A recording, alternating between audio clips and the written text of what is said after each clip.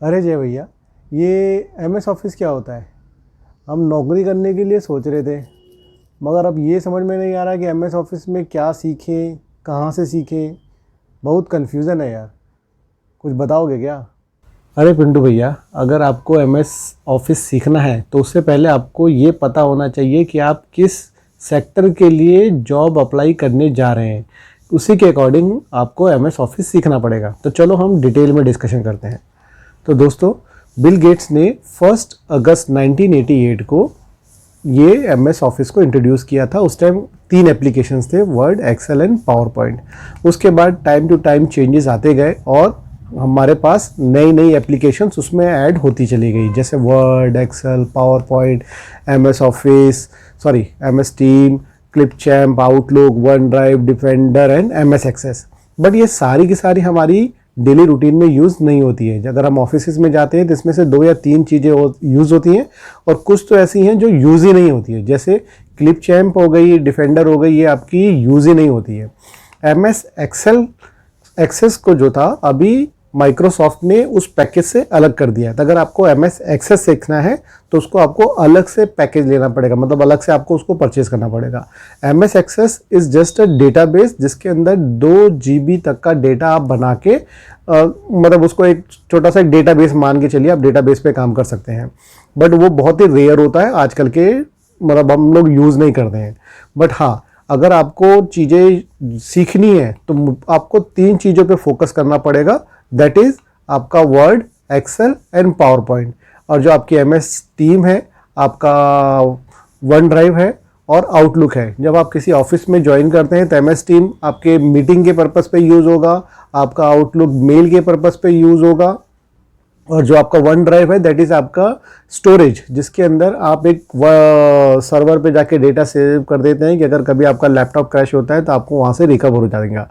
तो बेसिकली हमें Word, Excel and PowerPoint पे ही फोकस करना है अगर हम एमएस ऑफिस सीखने जा रहे हैं। बट आपको ये देखना पड़ेगा कि आपकी रुचि किस में, आप किस सेक्टर के अंदर जॉब के लिए अप्लाई करने जा रहे हैं।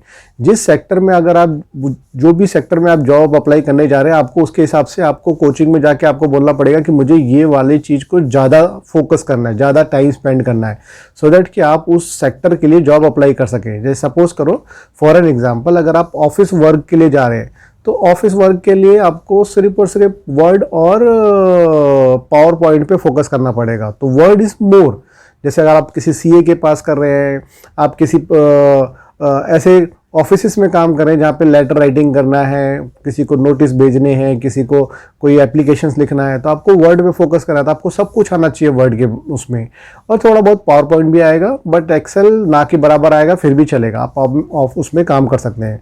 बट अगर आप किसी ऑपरेशन मैनेजर के लिए अप्लाई कर रहे हैं, सोच रहे हैं कि आप ऑपरेशन मैनेजर बन जाए, किसी कंपनी के अंदर ऑपरेशन वाला काम देखें, तो आपको वर्ड और एक्सेल पे ज़्यादा फोकस करना पड़ेगा। बिकॉज जो ऑपरेशन मैनेजर है वो सिर्फ और सिर्फ अपना MIS बनाना, डेटा बनाना और अपने जितनी उसने पॉलिसीज़ बनाई हैं, क्या किया है, वो सारा चीज़ देखेगा।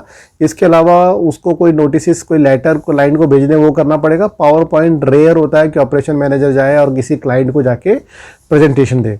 बट अगर आप डेटा एंट्री ऑपरेटर की पोस्ट के लिए जा रहे हैं तो आपको एक्सेल आना मस्ट है, बिकॉज सिर्फ और सिर्फ आपका एक्सेल पे काम होगा। इसके अलावा आपको कुछ डेटा एंट्री ऑपरेटर और कुछ नहीं करता है, वो सिर्फ डेटा पे ही काम करेगा, उसको वर्ड और एक्सेल पे कोई ज़्यादा नहीं रहता है।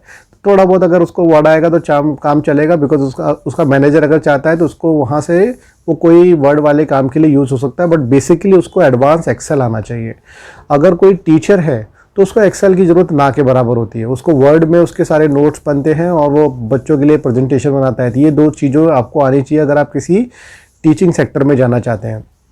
इसके अलावा अगर आप किसी कोरियर कंपनी में काम करने की सोच रहे हैं तो कोरियर कंपनी वाले के अंदर आपको सिर्फ और सिर्फ एक्सेल आना चाहिए कि आपने कितने कोरियर भेजे, उनका नंबर क्या है, वो डिस्पैच हुए कि नहीं, उनका स्टेटस क्या है। तो आपको एक्सेल में एडवांस एक्सेल, एक होता है बेसिक एक्सेल, एक एडवांस एक्सेल, तो आपको इन पे ही फोकस करना है। बट अगर आप सेल्स एग्जीक्यूटिव हैं, सेल्स के लिए जा रहे हैं, तो आपको एक्सेल और पावर पॉइंट 2 चीज़ें मस्ट है। एक्सेल के अंदर आप अपना टारगेट मेंटेन करेंगे, प्लानिंग करेंगे, बजटिंग करेंगे, और पावर पॉइंट के अंदर आप अपने आगे का जो भी प्लानिंग है वो प्रिपेयर करके अपने बॉसेस को प्रेजेंट करेंगे। मगर वर्ड का ना के बराबर यूज़ होता है, बिकॉज जो एक सेल्स एग्जीक्यूटिव होता है उसको ऐसा कोई लेटर राइटिंग या कुछ और नहीं करना होता, उसको बेसिकली मेल पे काम होता है जो उसका आउटलुक से हो जाएगा। अगर किसी बुक पब्लिकेशन में जा रहे हैं, पब्लिकेशन हाउस के लिए सोच रहे हैं कि मेरे को पब्लिकेशन हाउस में जाना है, तो उसके लिए आपको वर्ड आना ज़रूरी है। उसके लिए आपको एक्सेल और पावर पॉइंट नहीं आता चलेगा, बट वर्ड में आपका स्ट्रॉन्ग होना चाहिए। अगर आप अपना खुद का बिजनेस सेटअप करने के लिए सोच रहे हैं और सोचते हैं कि थोड़ा बहुत MS ऑफिस आ जाए, तो आपको सब कुछ आना चाहिए, क्योंकि यू नेवर नो कि आपको कब किस समय किस चीज़ की ज़रूरत पड़ेगी। तो थोड़ा थोड़ा आपको सब आना चाहिए। अगर आप रिसर्च एनालिस्ट के पोस्ट के लिए अप्लाई कर रहे हैं, आप रिसर्च फील्ड में जाना चाहते हैं, तो आपको एक्सेल और पावर पॉइंट ये 2 चीज़ें आनी चाहिए। बिकॉज आप एक्सेल के ऊपर वो सारी की सारी चीज़ें एनालिसिस करेंगे, उसकी समरी आप प्रेजेंटेशन में बना के उसके बाद फिर आप मैनेजमेंट या अपने क्लाइंट को प्रेजेंट करेंगे। और अगर आप बैक ऑफिस सपोर्ट, जहाँ पे सेल्स को सपोर्ट करना है, आप किसी बैंक में हैं और बैक ऑफिस में बैठ के आपको सिर्फ और सिर्फ अपने सेल्स सपोर्ट करना है, अपने मैनेजर्स, VP, सीनियर VP के उनके काम को मतलब आसान हो जाए, ऐसे चीज़ के लिए आप प्लानिंग कर रहे हैं कि इस तरह के मेरे को एक फ्यूचर में मुझे जाना है, मुझे इस तरह की जॉब चाहिए, तो आपको थोड़ा थोड़ा सब आना चाहिए। So this is all about the basically आपको क्या क्या आना चाहिए। आने वाले वीडियो में हम आपको डिटेल में बताएंगे कि वर्ड और एक्सेल और पावर पॉइंट क्या होता है। तब तक जय हिंद, जय भारत।